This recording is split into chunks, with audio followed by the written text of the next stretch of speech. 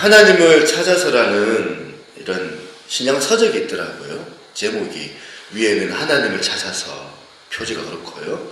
그 아래의 부제가 이렇습니다. 육로로 이스라엘까지 2년 7개월 세상에서 가장 행복한 만남. 이제 김영강 전도사님이라고 하는데 그 표지가 설명해 주는 것처럼 21살 된 젊은 신학도가 자기가 그냥 그저 이론에 갇혀 있는 그 하나님을 말하는 게 아니고 진짜 살아계신 하나님을 내가 만나고 싶다. 그런 갈망하는 그 마음으로 이제 하나님을 만나고자 하는 그 열망을 가지고 이제 비행기 타고 간다는 게 아니고 육로로 걸어서 이스라엘까지 여행하는 그런 여행기를 담고 있는 내용이 이 책이래요. 이 책의 내용도 내용이지만 이 나이 어린 신학생이 그렇게 하나님을 찾고자 하는 그 갈망하는 그 마음이 얼마나 귀한지 모릅니다. 책을 보면 어느 지역에를 갔는데 자기가 이제 계획해 놓았던 그 다이어리, 여행 계획을 적어 놓았던 그 노트를 분실한 거예요. 그래서 이제 막막하죠. 망연자실하고 또 여행하는 과정에서 그때 자기가 계획한 그 모든 걸 다 잃어버리게 하신 이유가 뭘까 생각을 해봤는데 이게 오히려 하나님의 은혜다. 그러면서 전적으로 이 신학생이 노트도 없는데 다이어리도 없는데 하나님을 의지하고 내가 하나님께서 가라 하신 대로 내가 가기를 원한다. 그러면서 이런 그 여행의 과정 가운데서 자기의 그 깨달음을 그렇게 수기로 피력해 놓은 책이라 하더라고요. 이런 21세밖에 안 되는 젊은 신학생의 애틋한 갈망을 우리가 느낄 수가 있는데 이 부분을 보면서 구절이 하나 떠오릅니다. 잠언 8장 17절이죠. 나를 사랑하는 자들이 나의 사랑을 입으며 나를 간절히 찾는 자가 나를 만날 것이니라. 부제가 육로로 이스라엘까지 2년 7개월 세상에서 가장 행복한 만남. 하나님께서 어떻게 자기를 만나주시고 어떻게 인도해 주신 나와 함께 하신 그 하나님과의 만남을 그냥 가슴 벅차 감격해 해서 표현해 놓은 문구가 이 문구인 것 같거든요. 시편 저자처럼 더 갈급하게 더 갈망하며 이런 어린 신학도가 이렇게 하나님 찾기를 갈망하는 이 갈급한 마음이 저나 여러분들도 그리고 이 시대가 필요한 마음이 아닐까 생각합니다. 저는 옛날 청년 때 은혜 받았던 곡 요즘은 잘 안 부르는 것 같아요. 목마른 사슴시내 물을 찾아 헤매이듯이 내 영혼 주를 찾기에 갈급하나이다. 새벽에 막 집회 때 막 깨어가지고 졸린 눈을 비비고 가가지고 그렇게 찬양을 부르는데 이런저런 여러 찬양 가운데 이 찬양이 막 마음에 울림이 돼가지고 머릿속에서 이 가사가 잊혀지지가 않고 아주 왼종일 그 젊은 그 대학생 때 제가 이 찬양을 부르면서 눈물이 나고 그렇게 걸성거렸던 그런 기억이 납니다. 아마도 그때는 하나님만 갈급하게 여겼던 그런 시절이 아니었던가. 2절에도 이 가사가 나와요. 2절에 보니까 금보다 귀한 나의 주님 내게 만족 주신 주 당신만이 나의 기쁨 또한 나의 참 보배. 이게 얼마나 순수한 그런 맑은 그런 가사입니까? 후렴에도 보니까 주님만이 나의 힘, 나의 방패, 나의 참 소망, 나의 몸 정성 다 바쳐서 주님 경배합니다.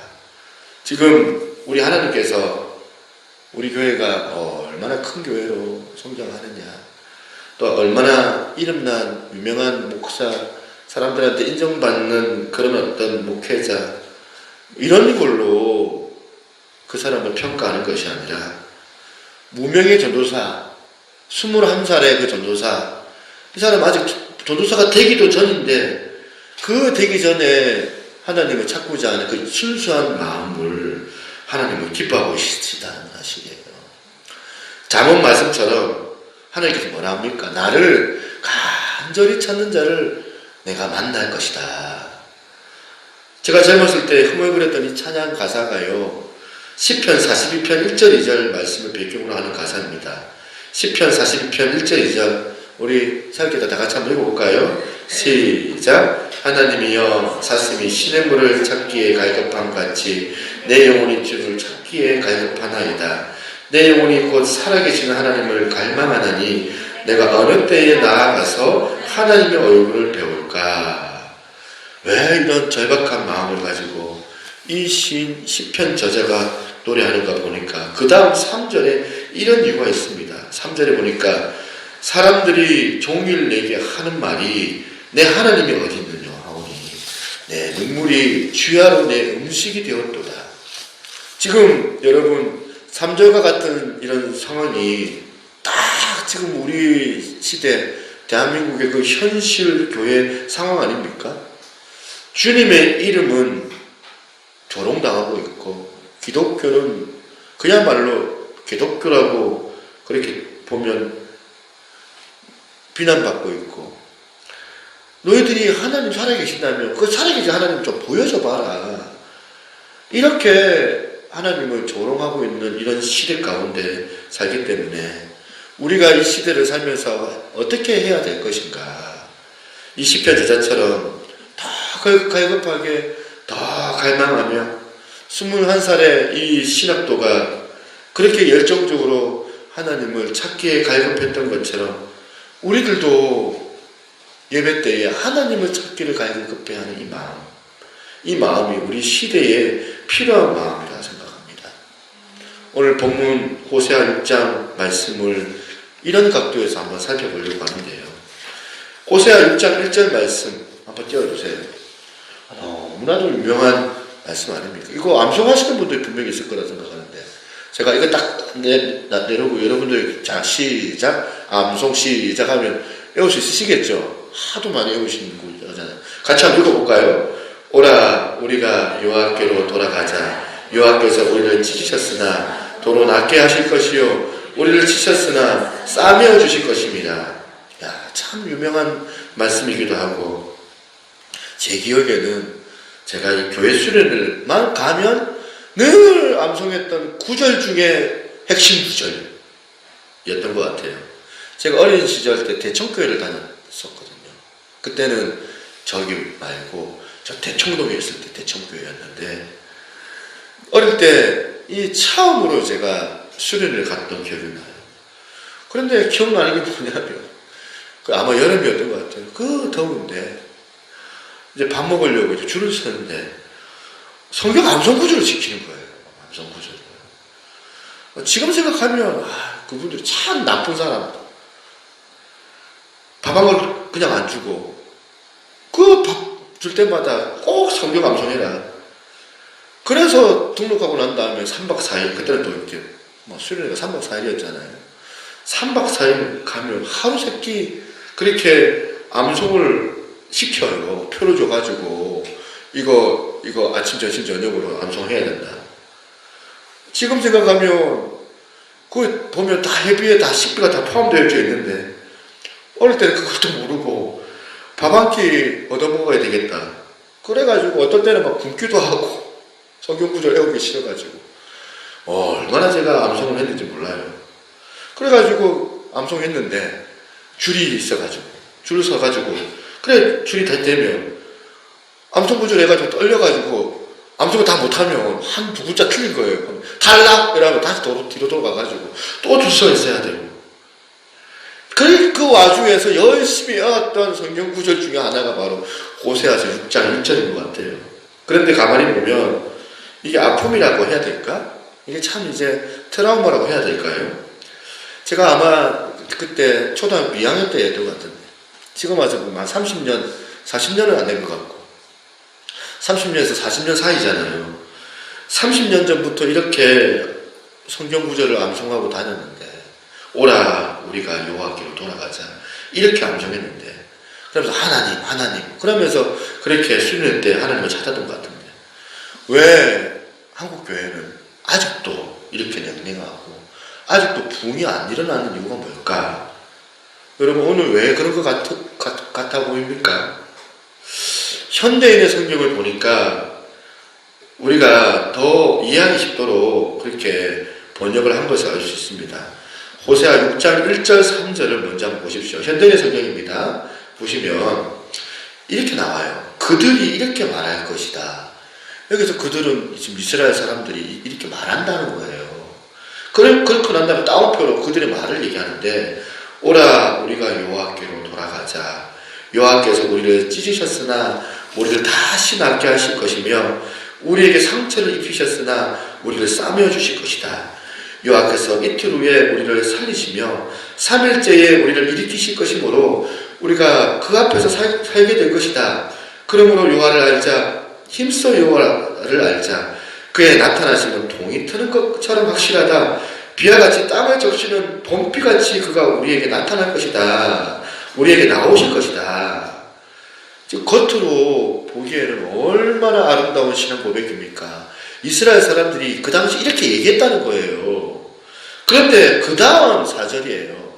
그 다음 4절을 보니까 이 아름다운 이스라엘 사람들의 신앙 고백을 하나님께서 받으시는데 냉담하게 받으시는 거예요. 4절 현대의 성경입니다. 그러나 여호와께서 말씀하신다. 이스라엘아, 내가 너를 어떻게 할까? 유다야, 내가 너를 어떻게 할까? 너의 사랑이 아침 안개 같고 일찍 사라지는 이슬과 같구나. 야, 이거 보니까 참 그렇게 고백을 했는데 슬픈 이야기가 돼버려요. 지금 우리 교회가 이번에 특별 저녁 기도회로 부흥 이러면서 설교를 하고 그렇게 얘기를 하고 있는데, 이 부흥의 요소를 가지고 이제 오늘도 제가 나누는 거거든요. 사람들이 점점 하나님의 부흥이 뭔지 관심을 기울이고 부흥이라는 단어가 서로 오고 가고 그렇게 하고 있는 그런 분위기인데, 갑자기 하나님께서 우리를 보시면서 내가 별로 기대 안 한다. 하나님께서 지금 4절에 하나님의 말씀 표현을 보세요. 너희 사랑이 안개 같고 일찍 사라지는 이슬과 같구나. 그거 지금 조금만 지나면 다 잊혀지고, 우리가 암만 말씀으로 부흥 그렇게 거리는데도 그게 금방 우리 기억 속에서 사라질 텐데, 내가 별로 이거 너희들 그렇게 말하는 거 별로 내가 기대도 안 한다. 가슴 아픈 이야기 아닙니까? 우리가 30년 전부터 여호와께로 돌아가자, 하나님을 알자 이렇게 암송하고 그렇게 수련을 하고 있는데, 여전히 교회는 왜 이 모양이냐는 거예요. 왜 그랬습니까? 여러분, 왜 그런 것 같아요? 옛날에 제가 3박 4일 방학기 얻어먹으려고 열심히 암송을 했는지는 모르겠지만, 수련이 딱 끝나면 언제 그랬습니까? 그냥 세상 살아가는데 바쁘고, 그러면서 공부한다고 바쁘고, 대학 그린다고 그렇게 하나님 말씀에 대해서 다 잊어버리고 살았던 게 우리들 세대 아닙니까? 아무리 수련의 기간 동안에 하나님의 사랑을 깨닫고 하나님께로 돌아가자 그렇게 눈물을 펑펑 흘려도, 또 오늘 이번 주 지난주 특별 기도를 해가지고 막 대단하게 요란하게 그렇게 은혜를 집회를 가질 것 같아 보이지만 3일만 지나면 원래 그대로 돌아가고 하나님을 알자 그래놓고 전혀 변함없는 내 모습, 그걸 보면서 기대도 하지 않으시는 하나님의 아픈 가슴을 가지고 내가 너희를 어떻게 해야 될까? 너희 사랑이 아침 안개와 같고 일찍 사라지는 이슬과도 같구나. 이런 가슴 아픈 말씀을 하나님께서 하시면서 하나님께서 내놓으실 그 대안이 뭐냐? 호세아서 6장 6절이에요. 같이 한번 읽어볼까요? 호세아서 6장 6절 시작. 나는 인애를 원하고 제사를 원하지 아니하며 번제보다 하나님을 아는 것을 원하노라. 이 말씀이 하나님의 심정이 와닿는 말씀이잖아요. 나는 은혜를 원하고 제사를 원하지 아니하며 번제보다 뭘 안다고요? 하나님을 아는 것을 원한다. 그래서 제가 질문을 던지고 싶은 거예요. 오늘 여기 사역자들 물어보고 싶어요. 하나님을 아세요? 그러니까 진짜 하나님을 아세요?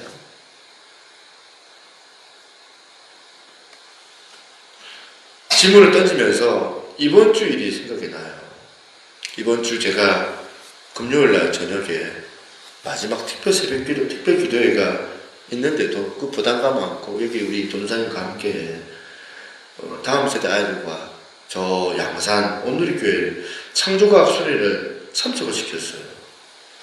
제가 아침에 갔다가 잠깐 교회 와가지고 설교 마무리하고 다시 4시쯤에 태우러 갔거든요. 근데 우리 교회 6학년 친구들이 참 별나잖아요. 특히 민재. 아마 거기서도 아주 별나게 했던 것 같아요. 우리 아들도 이제 6학년인데, 거기 있는데. 제가 우리 아이들 태우고 이제 차에서 오는데, 우리 6학년 민재가 막 까불까불거리면서 이러는 거예요. 목사님, 어떤 선생님이 목사님 디스하던데요. 제가, 누가 디스하던데? 어떤 선생님이 찬우한테 너희 교회는 뭐가 좋은 것 같아? 물어보니까 아마 딱히 우리 아들이 그 선생님한테 해줄 말이 없었던 것 같아요. 그러니까 아들이 별로 할 말이 없었는지 우리 교회 목사님은 잘생겼고 우리 교회 사모님은 예쁘세요. 그랬대요. 그러니까 그 선생님이 나 너희 교회 목사님 잘 아는데 그 뚱뚱하고 뼈볼록 튀어나온 그 목사님 맞지? 애들은 다 웃고 우리 아들은 막 심각한 표정을 짓고 그 선생님인지 목사님인지 모르겠어요. 누군지 모르겠는데 째려봤대요. 민재 말에. 내가 속으로 그 말을 누가 하던데 속으로 그 말을 누가 하던데 도대체 나를 안다고 하는데 어떻게 우리 아들한테 그런 말을 할 수가 있지? 속으로 누가 씨 하면서 내가 그렇게 말하고 싶었으나 그날 또 특별 기도회 마지막 날 또 나는 좀 금식 중이고 여기서 성질 부리면은 은혜 안 된다 생각해가지고 하하하하 하면서 누가 그랬지 하고 웃었어요. 나를 안다고? 누구지? 여러분은 어떠세요? 하나님 잘 아세요? 제가 이 질문을 던졌잖아요. 그러면서 왜 이 사건이 생각이 날까요? 하나님 잘 안다고 물어봤는데 그럼요. 제가 잘 알죠. 내가 모태신앙인데 하나님 알죠. 제가 5대째 신앙생활하는 내력을 가지고 있는 집안에서 태어났는데 우리 아버님이 장모님이신데 우리 아버지가 목사님인데 잘 알죠. 다시 묻습니다. 여러분은 하나님 잘 아세요? 혹시 여러분이 하나님을 잘 안다는 그 지식이 그 선생님이 뚱뚱하고 배 볼록 튀어나온 그 목사님 내가 잘 아는데 그 정도 아닌가요? 그 정도? 그런데 사실 그 선생님이 나를 잘 안다고 하시지만 그 선생님이 저를 잘 몰라요. 제가 뭘 할 때 가장 행복하게 생각하는지 어떤 일에 제가 슬픔을 느끼는지 요 근래 내가 어떤 일을 지금 몰두하고 있는지 그 선생님은 저에 대해서 잘 몰라요. 저에 대해서 사실 우리 아들이 저를 더 잘 알잖아요. 겉으로 보이는 모습만 보면서 안다고 하지 모태신앙에서 저는 하나님 잘 압니다. 그 알미 그 정도 안다는 것이 피상적인 안 아닙니까? 진짜 하나님 잘 아세요, 여러분? 사역자로서 그냥 습관적으로 그냥 우리 교회 나와서 사역한다고 우리가 앉아있지만 우리가 하나님 알면서 그렇게 사역을 감당하고 있는가? 그래서 하나님께서는 네가 드리고 있는 그 번제보다 나 여호와를 잘 아는 것을 원한다. 하나님께 그걸 원하시는데 사실 우리가 그걸 잘 모르는 거예요. 아는 것도 약간 아는 것 같지만 어쩌면 별로 중요하지 않는 것을 알지만 사실 우리가 하나님에 대해서 잘 모르는 것 아니냐. 목사 되는 게 중요한 게 아니고 여러분 어쩌면 우리가 진짜 복음을 원한다면 21살 이 젊은 학도처럼 열정으로 진짜 하나님을 만나기를 갈망하는 것. 신학교 가는 게 중요한 게 아니고 목사 되는 게 중요한 게 아니고 정말 내가 하나님을 잘 알기를 원합니다. 목마른 사슴이 시냇물을 찾아 갈급해 헤매는 것처럼 내가 하나님을 제대로 알기를 내가 원합니다. 그 대상을 모르는데 어떻게 그분을 섬긴다 그런 말이 가능하실 수 있을까요? 저는 우리 교회가 진짜 하나님의 그 부흥을 맛보기 위해서는 이게 필요해요. 모든 성도들이 하나님을 알기를 원하는 이 마음, 갈망하는 이 마음의 태도. 저는 모든 전 성도들이 이런 하나님을 알기를 원합니다. 이런 고백이 주어지는 역사가 우리 가운데 있어야 된다 생각을 해요. 저는 우리가 어떻게 하면 하나님을 알아갈 수 있을까? 하나님을 알아가는 중요한 통로 2가지가 있는데 수천 갈래 하나님을 알아갈 수 있는 방법들이 있지만 우리 하나님 워낙 크신 분이기 때문에 그럴 수 있지만 오늘 본문을 중심으로 결정적인 이 2가지를 말씀드리려고 해요. 첫 번째는 뭐냐면 하나님을 알아가는 통로 중에 가장 강력한 통로는 하나님의 말씀, 성경 말씀입니다. 우리가 성경 말씀을 통하여 하나님을 알아갈 수 있어요. 하나님 당신이 직접 소개해 놓은 자기소개서가 성경이거든요. 성경에 나타나는 여러 가지 부흥에 관계된 기사들을 우리가 볼 수 있는데 이 여러 차례 나타나는 부흥 기사들의 공통점이 뭐냐면 말씀의 부흥이에요. 말씀으로 부흥하는 게 바로 영적 부흥이다. 사람 많고 막 행사 많이 하고 이게 부흥이 아니라 그 대표적인 케이스가 바로 느헤미야 8장에 나오는 부흥인데요. 느헤미야 8장의 배경은 저번에 우리 또한 특별 기도회 때 에스라 우리가 공부했는데 1차, 2차 포로기한 말고 마지막 3차 포로기한의 주역이 바로 느헤미야 총독이었습니다. 이스라엘 백성들이 포로로 끌려갔다가 은혜로 자기 조국에 돌아와서 보니까 무너진 성전이 보이고 성전 재건을 해요. 그러고 난 다음에 또 보니까 성벽이 해파돼가지고 예루살렘 성 자체가 없는 거예요. 그래서 이 무너진 성벽을 복구하기 위하여서 건물을 지었어요. 건물을 50일 만에 짓거든요. 50일 만에 짓고 난 다음에 그것으로 끝나지 않고 이스라엘 백성들이 지금 갈급한 거예요. 그래서 수문이라고 하는 이 광장에 모여드는데 이게 어떻게 부흥과 연결되느냐. 느헤미야 8장 1절에 보니까 이스라엘 자손이 성읍에 거주하였더니 7째 달에 이르되 모든 백성이 일제히 수문 앞 광장에 모여 학사 에스라에게 여호와께서 이스라엘에게 명령하신 모세 율법책을 가져오기를 청하며 에스라하고 느헤미야하고 동시대 사람이네요. 요즘으로 치면은 이스라엘 백성들이 성경책 읽으려고 성경책 좀 가져오세요. 사람을 기대고 사람을 의지하지 하는 것이 아니라 우리가 하나님의 말씀 듣기를 원합니다. 하나님의 말씀을 좀 들려주십시오. 갈망하는 거예요.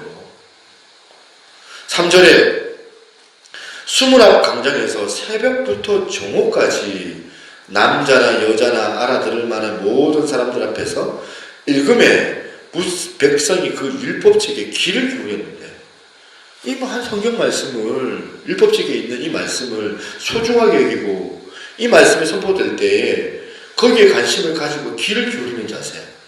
그 다음 보세요. 5절에 보니까 에스라가 모든 백성 위에 서서 그들 목전에 책을 펴니 책을 펼 때에 모든 백성이 일어서니라. 야, 이게 하나님의 말씀을 존중히 여기는 태도까지 나오네요. 이스라엘 백성들. 우리가 다 다 일어나가지고, 저도 이제 한번 이런 시도를 하고 싶은 마음이 들더라고요. 우리 예배 때 성경 봉독할 때 다 일어나가지고 성경을 같이 성경 봉독을 읽으면 어떨까? 오늘 우리가 이렇게 말씀을 소중하게 여기고 사람들의 그런 이런저런 말들 듣는 것보다 하나님의 말씀이 우리 귓전에 들려지는 은혜가 있기를 소망합니다. 말씀을 소중히 여기고 존중히 여기는 끝에도 거기에 부흥의 역사가 일어나게 되더라는 거예요. 신학교 다닐 때 몇 가지 에피소드가 있는데 어떤 신학생은 보니까 책을 노트를 가지고 와가지고 필사를 막 해요. 성경을 쭉 보고 옮겨 적다가 그러다가 하나님이라는 그 대목이 있으면 무슨 막 보면 볼펜통을 닦고 그리고 하나님의 그 조남을 그렇게 기록을 하는 거예요. 그 옛날 서기관들이 그랬대요. 한 땀 한 땀. 이 두루마리에 있는 파피루스에 있는 그 글을 적을 때 한 땀 한 땀 기록을 하고 그리고 그것을 볼펜을 닦고 하나님의 그 이름을 자음만 기록하고 몸을 기록하지 않았대요. 그래서 여호와, 야훼 그 뜻이 뭔지를 몰라가지고 아도나이 그렇게 표기가 됐대요.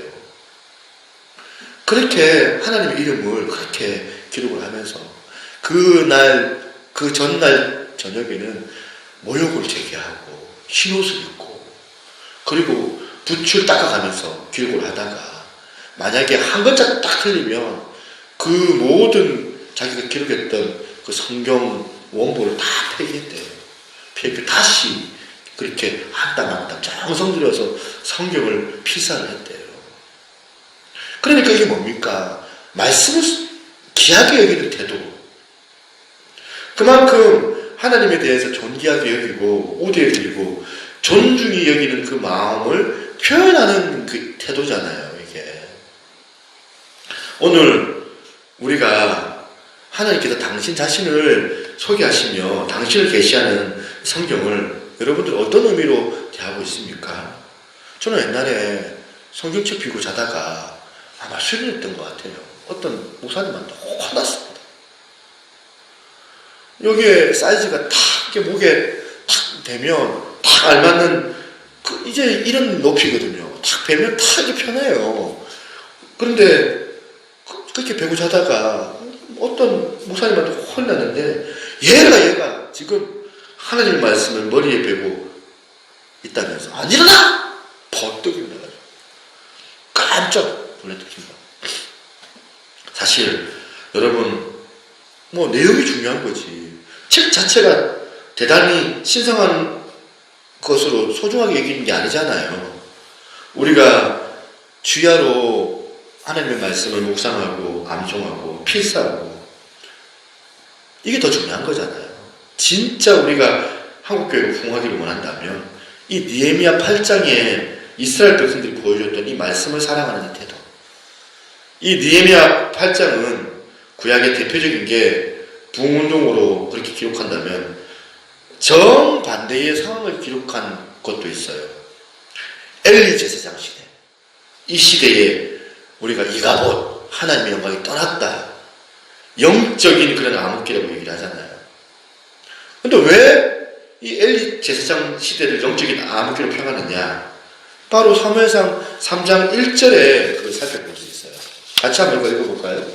시작. 아이 사무엘이 엘리 앞에서 여호와를 섬길 때에 여호와의 말씀이 희귀하여 이상이 흔히 보이지 않더라. 여러분 이 기준 아시겠어요? 하나님의 말씀이 흥황하고 백성들이 인간 지도자 말보다는 나는 하나님의 그 말씀 듣기를 원한다. 그래서 말씀이 선포될 때 자리에서 일어나고 말씀을 소중히 여기는 그 시대가 부흥하는 시대더라는 거예요. 제가 한 번은 지난 작년에 기도원에 올라갔는데 제가 잘 이제 집회를 참석을 안 하는데 그래도 집회를 참석을 해야 되겠다 싶어서 집회를 참석해서 찬양하고 몇 명 요즘에는 기도원에 사람들이 별로 없더라고요. 별로 없는데 앉아가지고 이제 찬양 다 끝나고 이제 말씀 들으려고 말씀을 폈는데 그 교회 이제 기도원에 아마 전임 이제 목사님이신 것 같아요. 부목사님이신 것 같아요. 원장은 따로 있고. 그 목사님이 와가지고 얘기를 30분 또 자기 얘기만 하는 거예요. 자기 얘기. 본문은 아무 상관이 없어요. 잠깐 한 5분 정도 말씀 언급하고 또 한 30분 또 자기 얘기하다가 갑자기 두리뭉실하게 쫙 보면 하나님께 돌아가자. 아멘. 끝. 이렇게 끝나는데 이분이 말씀 준비 안 했구나.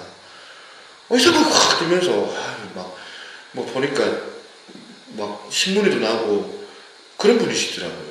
대단한 어떤 기대를 가지고 갔는데 말씀 들려주기를 원하는데 성도들은 말씀 들리지 않고 말씀이 전해지지 않고 들려지지 않아도 별로 불편함도 없고 사모함도 없고 그러면 그 시대는 어떤 시대냐면 영적으로 암흑기 질문. 그러면 우리 교회는 부흥하는 교회입니까? 암흑기의 교회? 답이 딱 나오는 거잖아요. 교회들마다 무슨 자기 교회를 막 홍보할 때 우리 교회 목사님 막 얘기하고 사람들이 중요해요. 뭐 담임 목사님잖아. 또 우리 교회가 좀 이런 거 안 했으면 좋겠는데 옛날에 이런 거 해가지고 좀 많이 아닌데 우리 교회 밥이 맛있다면서 우리 교회 좀 놀러 오라고 이렇게 얘기를 하는데 그 밥이 말씀인 줄 믿고 그렇게 해석하려고 애를 썼는데 여러분 교회에서 그렇게 사람 의지하다가 우리가 당한 게 한두 번입니까?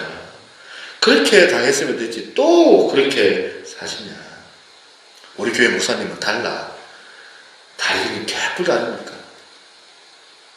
여기서 이제 또 혹시라도 개뿔을 아주 저건 또 조속한 표현인데 생각하는 분이 계시는데 이거 절대 욕이 아니고 개는 뿔이 없잖아요. 그러니까 개뿔이에요. 인간 중에 존경할 만한 사람이 없다. 이게 개뿔이거든요. 개에게는 뿔이 없는 것처럼 인간은 존경의 대상이 아니다. 사실.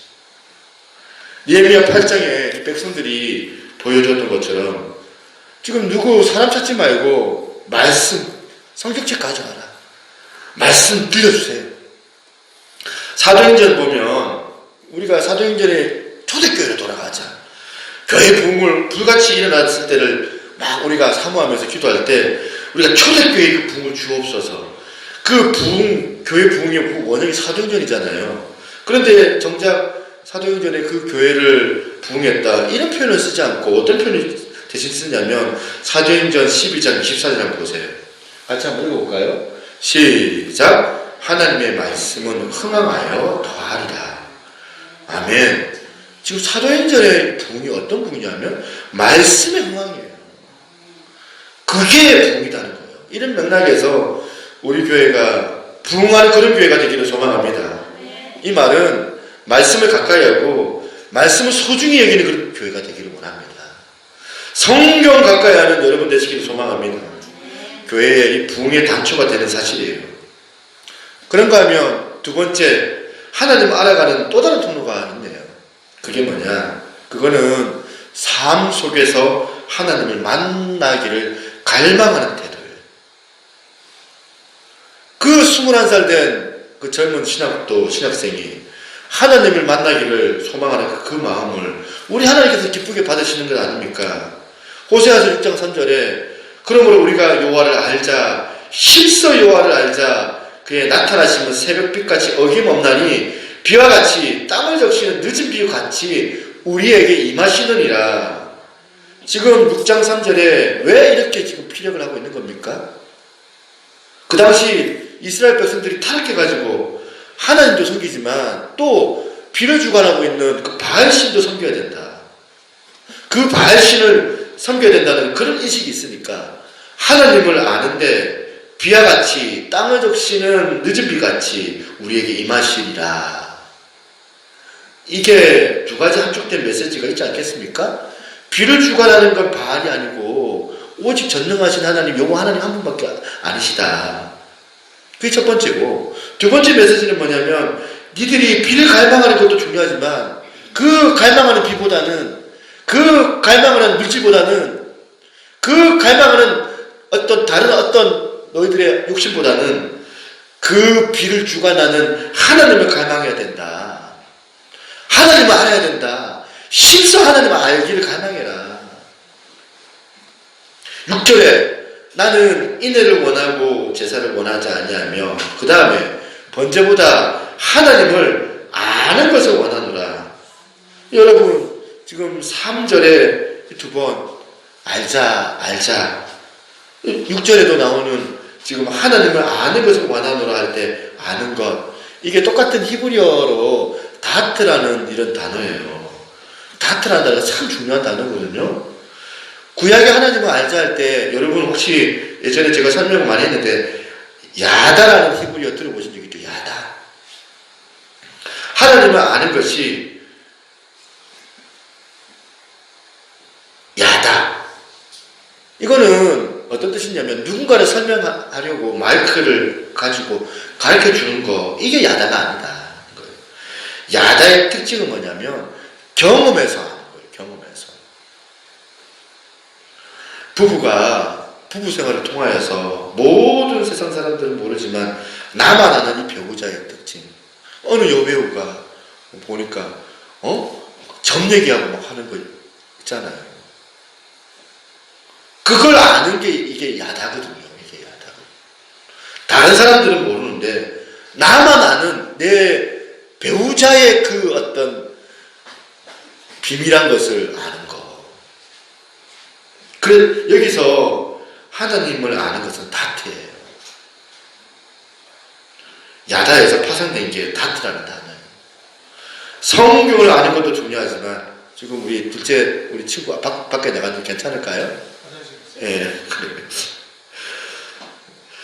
내 삶 속에서 하나님을 아는 거, 성경에 하나님을 아는 것도 진짜 중요하지만 내 삶 속에서 하나님을 알기를 갈망하는 거. 그래서 이런 기도하는 거예요. 내 삶 속에서 하나님을 알아가기를 원합니다. 이 갈망하는 마음이 별로 없어진 그 시대는 암흑기라는 거예요. 영적인 암흑기. 우리가 하나님을 내 삶 속에서 알아가면은 하나님께서 우리에게 어떤 은혜를 주시냐. 세상을 살아갈 용기를 주세요. 담력을 주세요. 이기게 하세요. 사도행전 26장에 보니까 사도 바울이 아그리파 왕 앞에서 심판을 받는데요. 재판을 받는 이 초라한 제수 신분인데 그가 얼마나 그렇게 담대했는가. 사도행전 26장 29절 한번 보세요. 바울이 이르되 말이 적으나 많으나 당신뿐만이 아니라 오늘 내 말을 듣는 모든 사람도 다 이렇게 결박된 것 외에는 나와 같이 되기를 하나님께 원하나이다 아니라. 야, 멋있지 않습니까? 우선 인간적으로 이 그 남자가 우리 남편들이 사업이 안 되고 감옥에 들어가고 억울한 일을 만나도 부도를 당해도 내가 이렇게 결박된 것 외에는 여러분들도 나와 같이 되었으면 좋겠습니다. 우리 교회, 우리 다음 세대 아이들도, 우리 자녀들도 이런 삶을 누리기를 원해요. 눈치나 보고 비굴해져가지고 살아가는, 그렇게 살기를 원치 않습니다. 그러려면 어떻게 해야 돼요? 바울이 갖고 있는 다트. 사람 바라보지 않고 하나님 바라보면서. 나는 비록 제수 신분으로 신분을 당하고 있지만 나는 하나님 앞에서 다트. 내 삶 속에서 하나님을 늘 경험하고 더불어 경험하는 이 배짱, 이 담대함. 심지어는 이 다니엘이 정치적인 위기를 만난 거예요. 정족들이 지금 다니엘을 올가미로 몰아넣은 거거든. 다니엘 6장 7절에 보니까 그것은 곧 이제부터 30일 동안 누구든지 왕 외에 어떤 신들에게 사람에게 무엇을 구하면 사자굴에 던져넣기로 한 것이니이다. 이게 무슨 말이에요? 지금 다니엘 표적을 삼고 지금 표적 수사하고 있는 거잖아요. 지금. 그랬더니 다니엘의 배짱을 한번 보세요. 6장 10절입니다. 같이 한번 읽어볼까요? 시작. 다니엘이 이 조서에 왕의 도장이 찍힌 것을 알고도 그 다음 띄워주세요. 시작. 다니엘이 왕의 도장이 찍힌 것을 알고도 자기 집에 돌아가서 윗방에 올라가 예루살렘에서 향한 창문을 열고 전에 하던 대로 하루 3번씩 무릎을 꿇고 기도하며 그야 하나님께 감사하였더라. 야, 이 정족들 입장에서는 얼마나 얄밉겠습니까? 벌벌벌 떨 줄 알았는데 벌벌벌 떨기를 원하고 이 조서를 꾸몄는데 오히려 이 다니엘의 담대함은 어디서 나온 것일까? 그 사람의 성품에서 나올 수도 있지만 하나님을 아는 다트, 하나님에 대한 지식이 있는 사람에게 그 담력이 나타날 줄로 믿습니다. 제가 첫 사역 때 제가 그 김해에서 그 목사님하고 얘기했던 기억이 나요. 참 이제 실망했던 부분이에요, 사실은. 뭐냐면 이런 얘기 하더라고요. 담임 목사는 하나님을 바라보고 부교육자는 담임 목사를 바라봐야 된다. 담임 목사 눈치 보라는 거예요. 그 말에 얼마나 나는 실망이 됐든지. 그러면서 이제 담임 목사 눈치를 봐야 하는 거예요. 그러면서 그러면 나는 하나님 바라보면 안 되는 건가? 하나님 도대체 사람 바라보라는 이 말에 엄청 저는 실망했던 것 같아요.